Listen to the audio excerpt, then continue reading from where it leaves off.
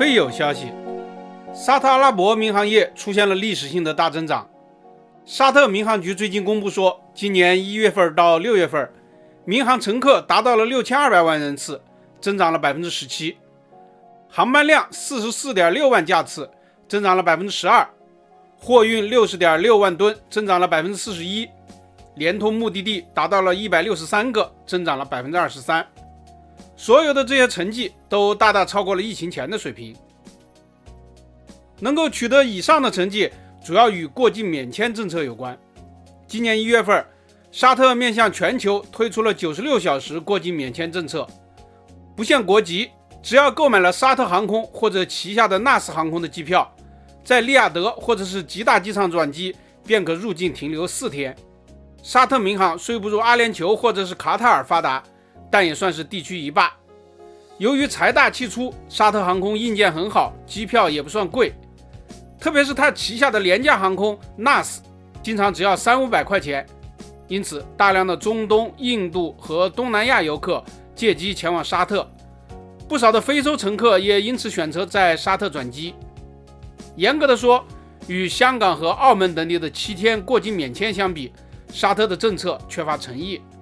网上说这个免签需要在购票时申请，实际上是免费的电子签，不如港澳那样不打招呼直接去方便。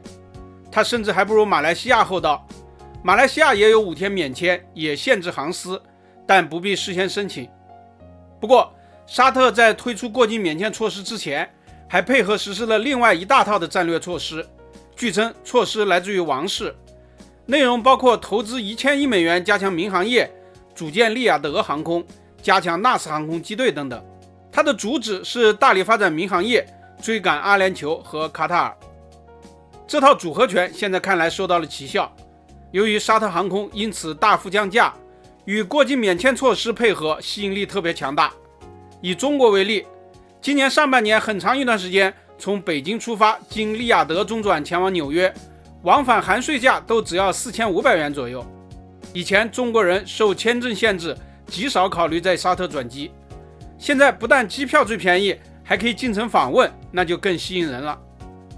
我们身边已经有不少的小伙伴在今年为沙特民航贡献了力量。